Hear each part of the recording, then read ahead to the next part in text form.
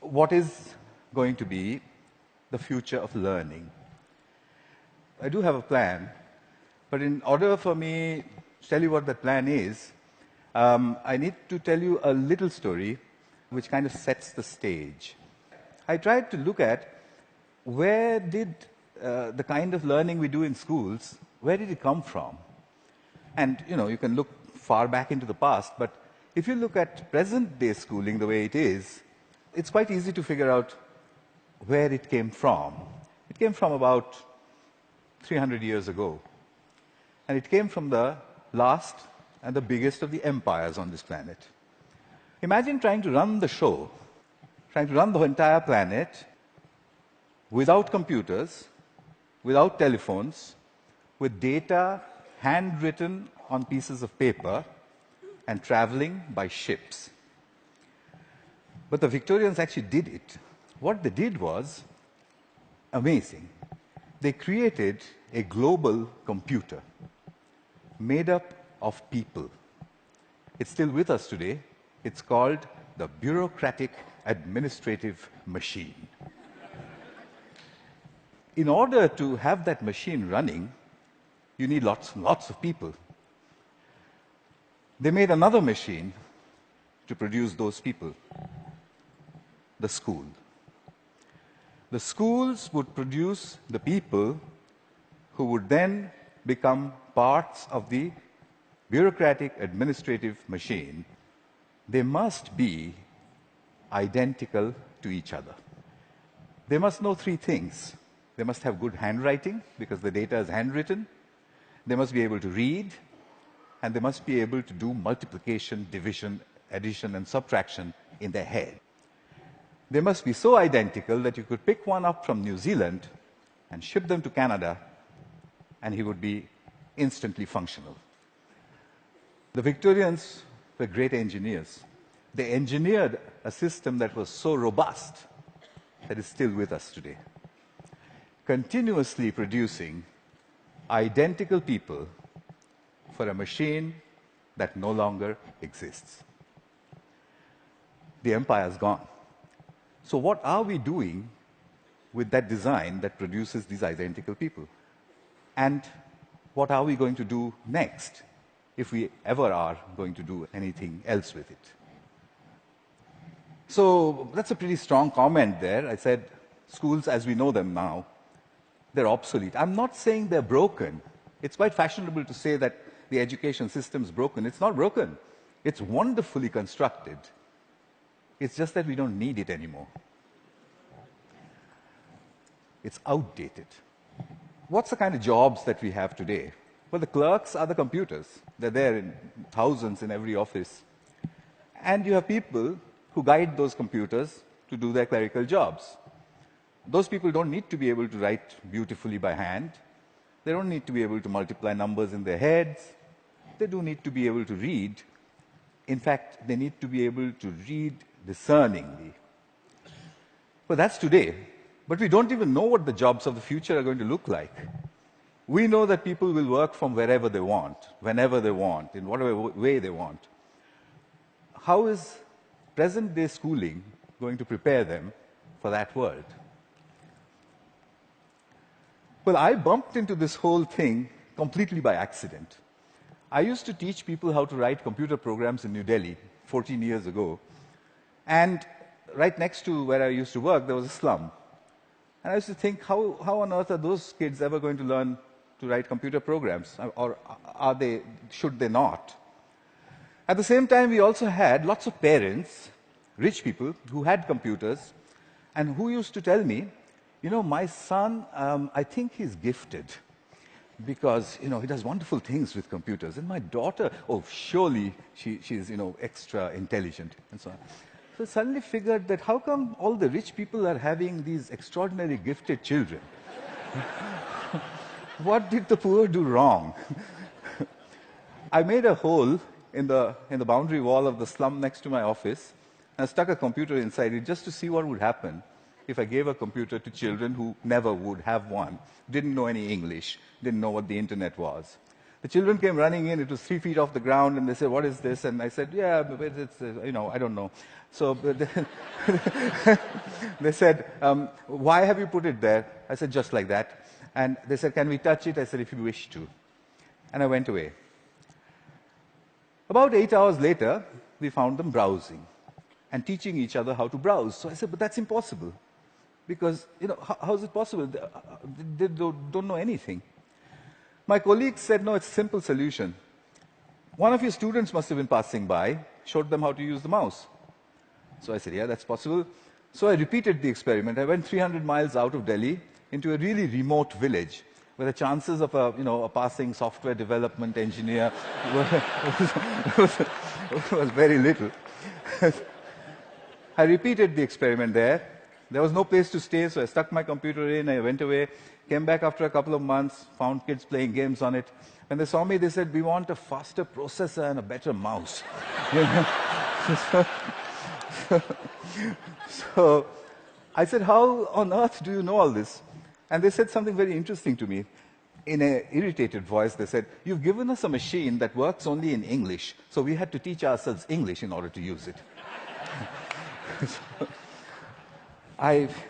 That's the first time as a teacher that I heard the word "teach ourselves" said so casually.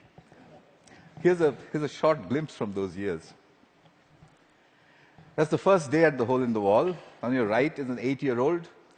To his left is his student. She is 6. And he's teaching her how to browse. Then on to other parts of the country. I repeated this over and over again, getting exactly the same results everywhere.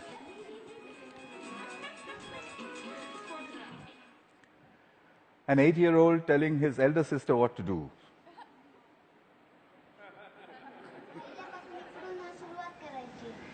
And finally a girl explaining in Marathi what it is and said, "There's a processor inside." So I started publishing. I published everywhere. I wrote down and measured everything, and I said in 9 months, a group of children left alone with a computer in any language would reach the same standard as an office secretary in the West. I'd seen it happen over and over and over again. But I was curious to know what else would they do if they could do this much. I started experimenting with other subjects. Among them, for example, pronunciation.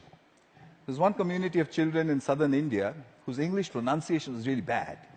And they needed good pronunciation because that would improve their jobs. I gave them a speech-to-text engine in a computer. And I said, "Keep talking into it until it types what you say." Okay. They did that and watched a little bit of this. Nice to meet you. Nice to meet you. The reason I end it with that, the face of this young lady over there is because I suspect many of you know her. She's now joined a call center in Hyderabad and may have tortured you about your credit card bills. in a very clear English accent. So then people said, "Well, how far will it go? Where does it stop?" I decided I would destroy my own argument by creating an absurd proposition. I made a hypothesis, a ridiculous hypothesis. Tamil is a South Indian language, and I said, "Can Tamil-speaking children in a South Indian village learn the biotechnology of DNA replication in English from a street-side computer?" And I said, "I'll measure them, they'll get a 0. I'll spend a couple of months, I'll leave it for a couple of months, I'll go back, they'll get another 0. I'll go back to the lab and say, we need teachers." I found a village, it was called Kali Kuppam in southern India. I put in hole-in-the-wall computers there, downloaded all kinds of stuff from the internet about DNA replication, most of which I didn't understand. The children came rushing and said, "What's all this?" So I said, "It's very topical, very important. It's all in English." So they said, "How can we understand such big English words and diagrams and chemistry?" So by now, I had developed a new pedagogical method, so I applied that. I said, I haven't the foggiest idea. and, and anyway, I'm going away. So I left them for a couple of months. They'd got a 0. I gave them a test. I came back after 2 months, and the children trooped in and said, we've understood nothing. So I said, well, I mean, what did I expect? So I said, okay, but how long did it take you before you decided that you can't understand anything? So they said, we haven't given up. We look at it every single day. So I said, what? You don't understand these screens, and you keep staring at it for 2 months. What for? So a little girl, who you'll see just now, she raised her hand, and she says to me in broken Tamil and English, she said, well, apart from the fact that improper replication of the DNA molecule causes disease, we haven't understood anything else.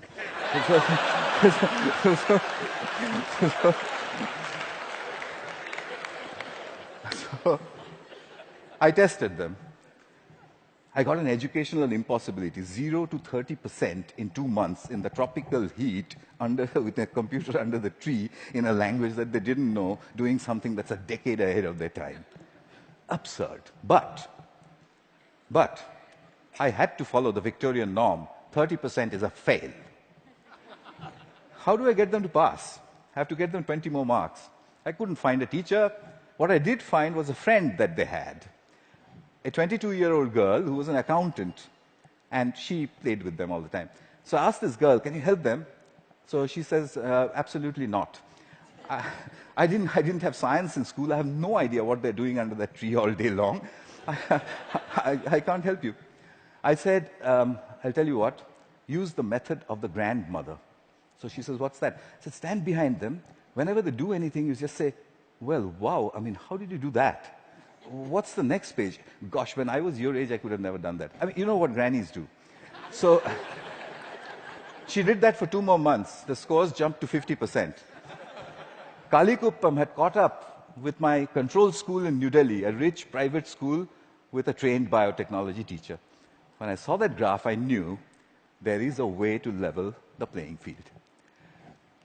Here's Kalikuppam.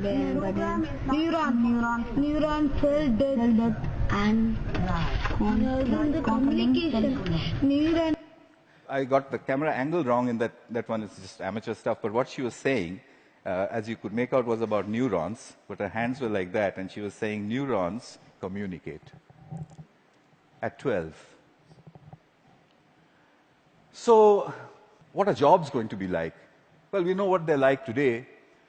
What's learning going to be like? We know what it's like today, children poring over with their mobile phones on the one hand, and then reluctantly going to school to pick up their books with the other hand. What will it be tomorrow? Could it be that we don't need to go to school at all? Could it be that at the point in time when you need to know something, you can find out in 2 minutes? Could it be a devastating question, a question that was framed for me by Nicholas Negroponte? Could it be that we are heading towards, or maybe in, a future when knowing is obsolete? But that's terrible. We are Homo sapiens. Knowing, that's what distinguishes us from the apes. But look at it this way. It took nature 100 million years to make the ape stand up and become Homo sapiens. It took us only 10,000 to make knowing obsolete. What an achievement that is. But we have to integrate that into our own future. Encouragement seems to be the key.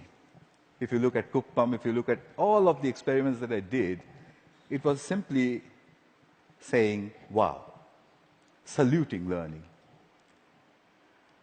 There is evidence from neuroscience. The reptilian part of our brain, which sits in the center of our brain, when it's threatened, it shuts down everything else. It shuts down the prefrontal cortex, the parts which learn. It shuts all of that down. Punishment and examinations are seen as threats. We take our children, we make them shut their brains down, and then we say, perform. Why did they create a system like that? Because it was needed. There was an age, in the age of empires, when you needed those people who can survive under threat. When you're standing in a trench all alone, if you could have survived, you're okay, you passed. If you didn't, you failed. But the age of empires is gone. What happens to creativity in our age? We need to shift that balance back from threat to pleasure. I came back to England looking for British grandmothers. I put out notices in papers saying, if you're a British grandmother, if you have broadband and a web camera, can you give me 1 hour of your time per week for free?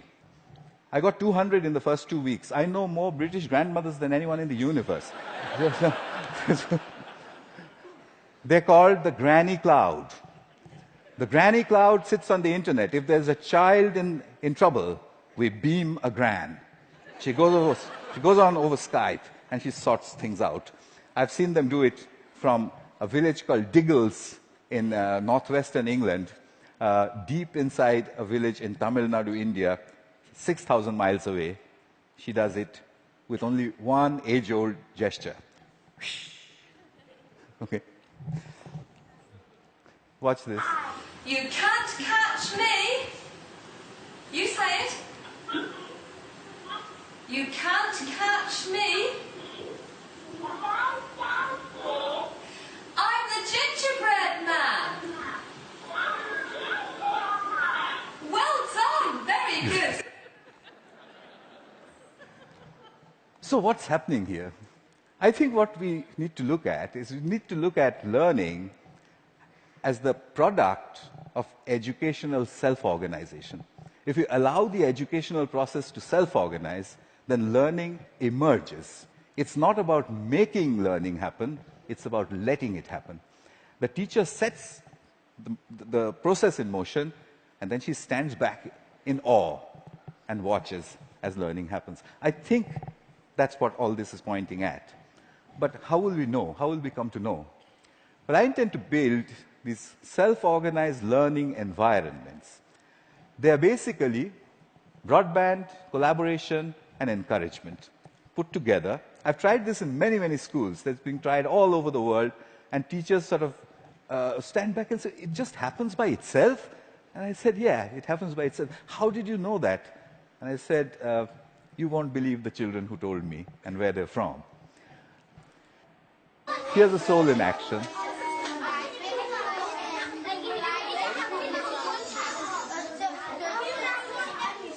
This one is in England.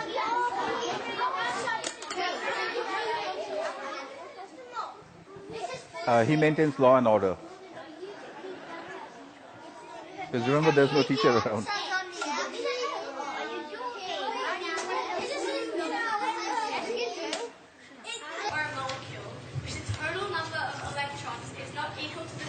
Australia.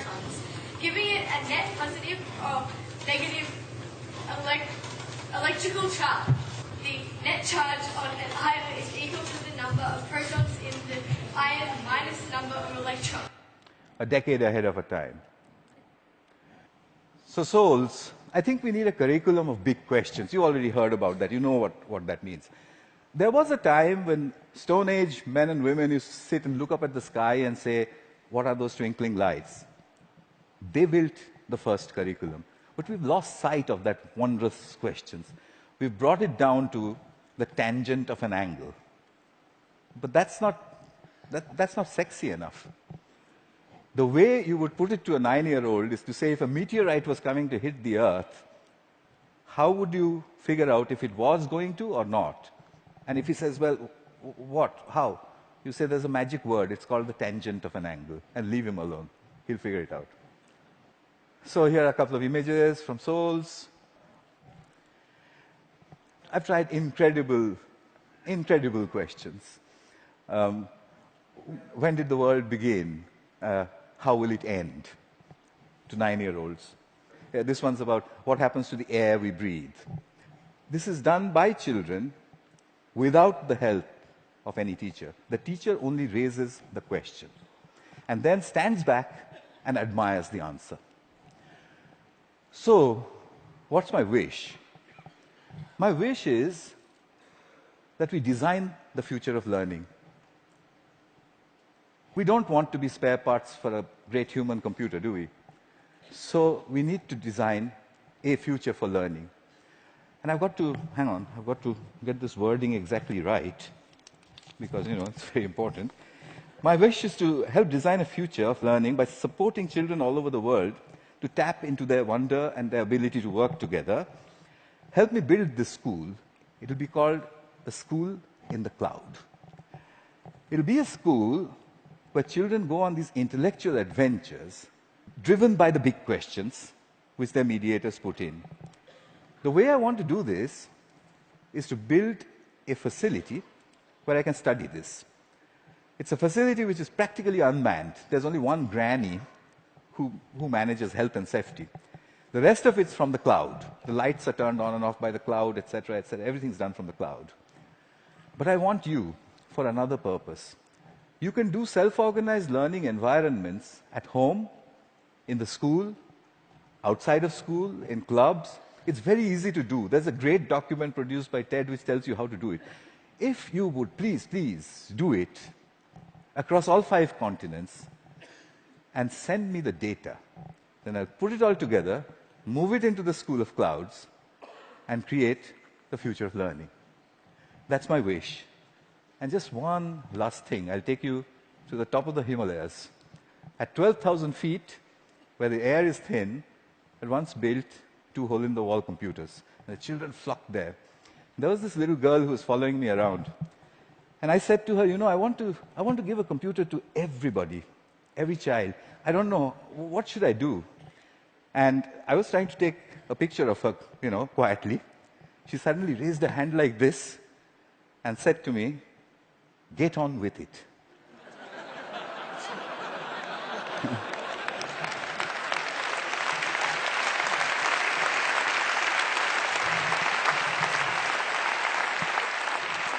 I think it was good advice. I'll follow her advice. I'll stop talking. Thank you. Thank you very much.